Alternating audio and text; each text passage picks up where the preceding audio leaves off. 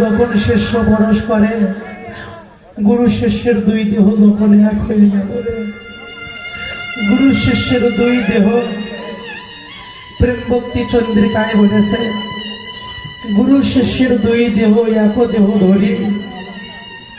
এমা কথাগুলো গেতে নাও মা। গুরু শিষ্যের দুই দেহ এক দেহ ধরি, অনাসে দিবে একদিন গুরু শিষ্য ভব সিন্ধুটা পারি। হরিব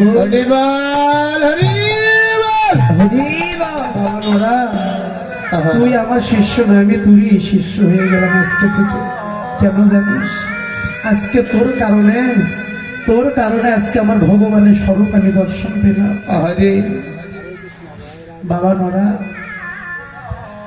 যেদিন নরোত্তমের দেহ থেকে প্রাণ গেল, বৃন্দাবনে যেদিন নরোত্তমকে সমাধি দিতে গেল, গুরু শিষ্যের একই দিনে প্রাণ গিয়েছিল। সমাধি দিতে গিয়ে বদনের সম্মুখ থেকে সাদা কাপড়টা যখন ফিরে নিল, দেখে নরোত্তমের বদন সেদিন গুরুর বদন হয়েছে। এখানে তত্ত্ব, গুরুর বদন থেকে যদি একটা ভুলো বের হয়, ওটাও সত্য, গুরু বাক্য। গুরু যে বলেছে তুই আমার শিষ্য না, আমি তুই শিষ্য, তুই আমার গুরু বাবা। সেদিন সমাধি দিতে গিয়ে দেখে গুরুর বদন সেদিন নরোত্তমের বদন হয়েছিল, নরোত্তমের বদন সেদিন গুরুর বদন হয়েছিল। এখানে আর একটা তত্ত্ব আছে,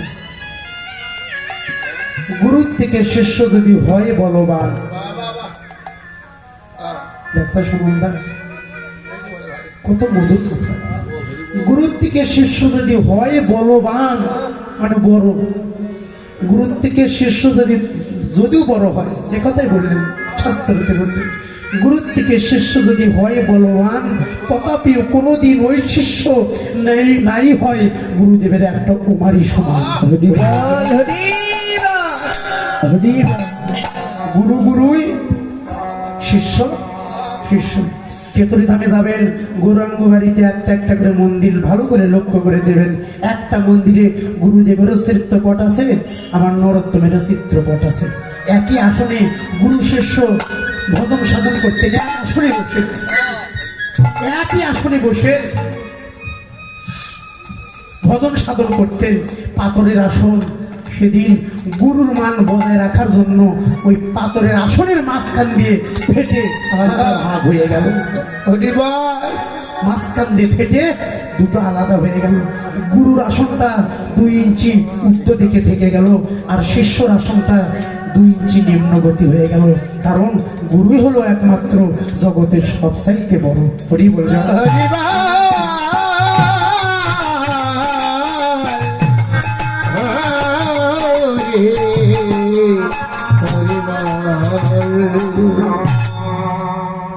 আমার এক দিদি ভাই ভক্তিমতী সাধুর বাজারে 50 টাকা দান করেছে। দানে খণ্ডে দুর্গতি, নামে খণ্ডে পাপ, জ্ঞানেতে মুখ্যরতা খণ্ডে ধৈর্যের খণ্ডে তাপ। শ্রী গুরুর উপদেশ মানতে পারলে জীবের ঘুষে যায় জীবনের সকল কুশোভাব। জীবের মলিন বদন বঞ্চিত হয়, ঘুষে যায় বৈষ্ণবের সঙ্গে হয় মহামনোভাব। আশীর্বাদ করবেন। আজকে 50 টাকা দিয়েছে, এটা 50 লক্ষ টাকা। একদিন যেন নিজের দেহটা জনমের মতো সাধুগুরু বৈষ্ণব চরণে দান করতে পারে।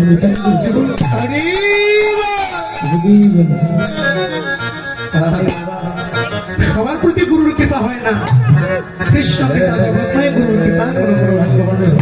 যারা গুরুর কৃপা লাভ করেছে তারাই কেবল আমার গৌরীর ভাব বুঝতে পারে। তাই গৌর তথা গোবিন্দের ভাব সবাই বোঝে না। তাই গৌর হরি এবার ধবলি সবলি বলে ডাকছে, আয় ধবলি আর দেরি করিস না, তুগের বেলা পশ্চিমে গেল আর বেলা নেই। এবার ভগবান গৌর হরি বারবার ডাকতেছে, কি দিয়ে ডাকি গো? এই যে সিংহা বেনু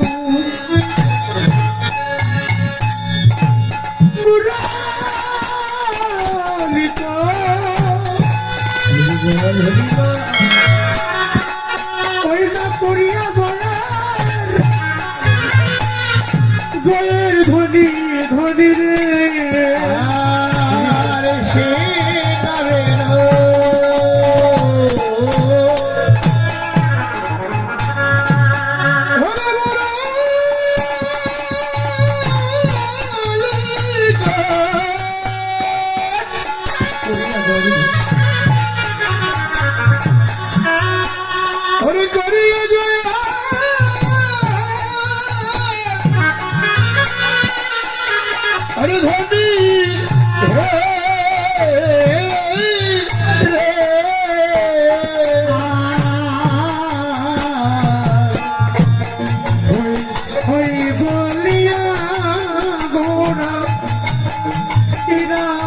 এ পাছনি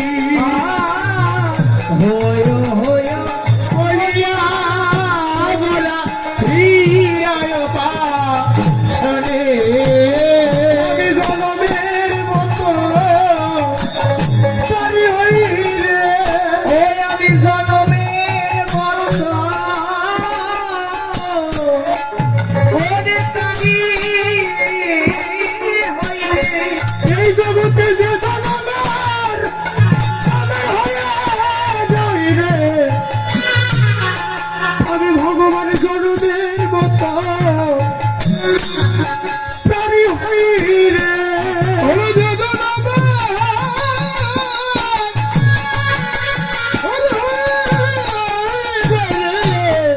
ওই আমি জনমের মতো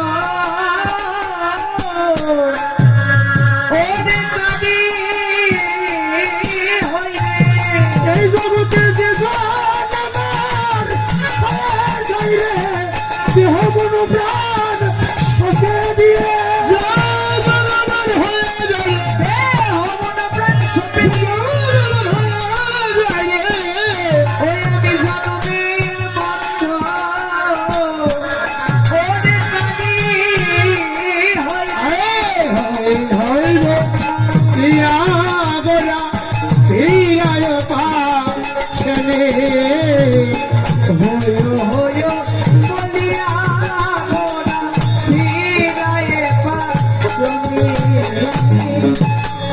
গৌরচন্দ্রিকায় দ্বিতীয় পদ কি বলেছে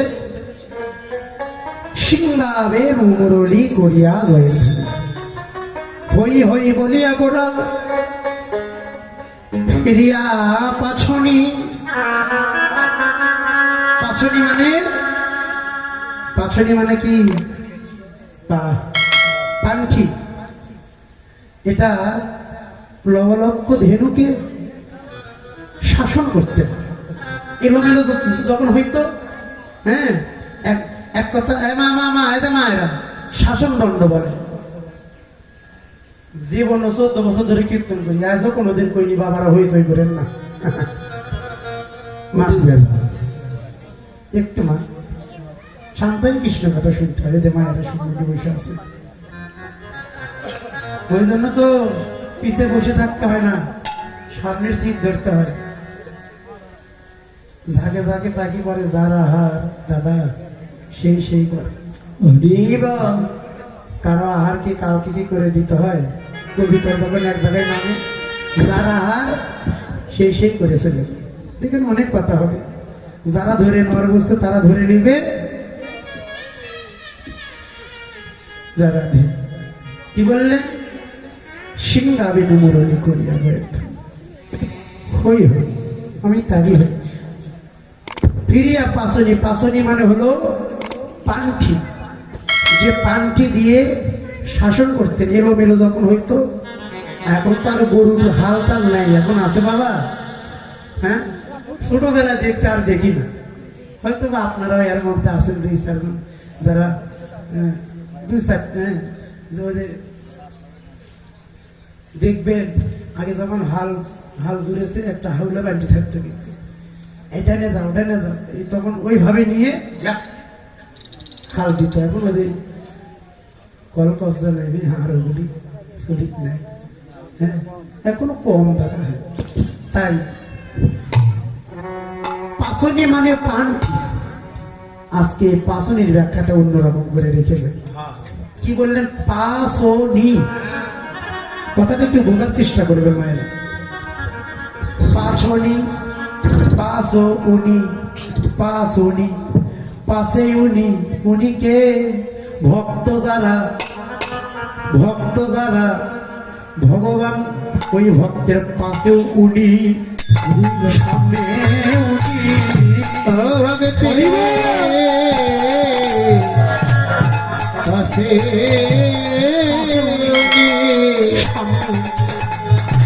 সামনে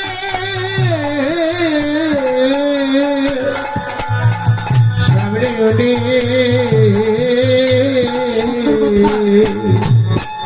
পাশনি যারা প্রকৃতি ভক্ত ভয়ে তয়ে যুক্ত করিলে হয় ভক্ত ওই ভক্তের ভগবান পাশেও উনিটা কে? আমার ভগবান গৌর হরি। কই যাব? আপনারা নিজেই নিজেই এসেছেন, ভগবান কৃপা করে আপনাদেরকে নিয়ে এসেছে। এই পা দুটো তো কুকাজও নিয়ে যাইতে পারতো। হ্যাঁ, ভগবান করুণা করেছে, যা হেঁটে যা। কোথায়? কাছারিপাড়া তাম্বুলপুর গ্রামে যা। সুপথে একটু হেঁটে নিয়ে এই মনটারে নিয়ে এসেছে। হ্যাঁ, এসে সাধুগুরু বৈষ্ণব সঙ্গ। বাহ, পাশনি সিংহা বেনু মুরলী করিয়া জয়ের ধ্বনি। সিংহা বেনুটা কি? এখানে গৌরহরি সিংহা বেনু বাজাচ্ছেন।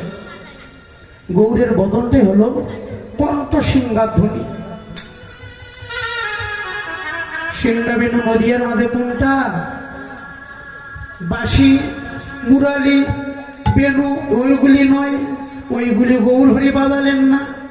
নদিয়ার মাঝে সিংহা বেনু একটাই প্রকাশ করলেন। নদিয়ার মাঝে সিংহা বেনু একটা হলো খোল আর এই যে করতাল। খোল আর করতাল, এই নদিয়ার মাঝে সিংহা বেনু। খোল করতাল, করতাল করতাল। হলো না তোমরা কেউ বেতাল, সবাই করতাল করতাল। বাবা ভজনের ঘরে বসে করতাল করতাল। সিংহা বেনু খোল করতাল। এই যে খোল, এটার ভালো নাম কি? মৃদঙ্গ। মৃদঙ্গ, মৃদ শব্দার্থ মাটি, আর অঙ্গ শব্দার্থ কি বাবা? দেহ। আপনাদের আবার কেউ মনে করেন না আমাদেরকে কেন প্রশ্ন করছেন? প্রশ্ন কিন্তু করার যোগ্যতা আমার কিছু নেই। অভিলাষ, জানার অভিলাষ। এটার ভালো নাম শ্রীখোল। মৃদঙ্গ, খোল। খোল কি খুলবেন? হিংসা, নিন্দারা, কামনা, বাসনা, গুরুর চরণে দেহটা খুলে দে। খোল। মৃদঙ্গ, মৃদ শব্দের অর্থ মাটি, অঙ্গ মানে দেহ। ওটা মাটির খোল, মাটির শ্রীখোল। কে বাবা, আমার দেহটা কিসের গো? এটা কি? এটা কি মাটি ছাড়া? ভালো লাগতেছে কেন জানেন? এই যে উত্তর দিচ্ছেন, মনে হয় আপনি আমার বাবা, আমি মনে হয় আপনার সন্তান। মাঝে মাঝে বাবার সঙ্গে এরকম ঘরে বসে যেমন আলোচনা হয়, হ্যাঁ, ওই রকম লাগতেছে আজকে আপনাদের বদনটা দর্শনে। মাটির খোল, ওটাও মাটির খোল, এটাও মাটির খোল। পাঁচটা বস্তু দিয়ে গড়াইছে আমার এই দেহটাও। পাঁচটা বস্তু আছে, তৃতীয় বলুন, পাঁচটা বস্তু দিয়ে এই দেহটা গঠিত হয়েছে। আচ্ছা বাবা, ওটা যদি সত্যি করে বলেন, এর ভিতরে আছে মাটি, উপরে কিসের ছাউনি দিয়েছে? আবার আমারে বাচ্চা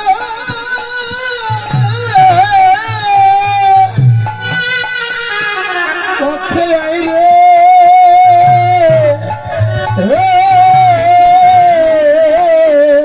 আমার তাপিত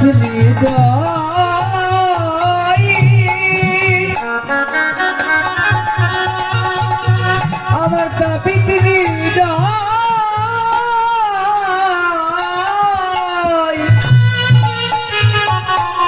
ওরে শীতল করি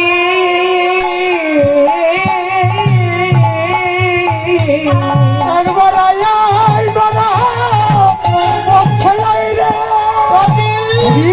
সেদাল করি তাপিত সেদাল করি একবার ওরে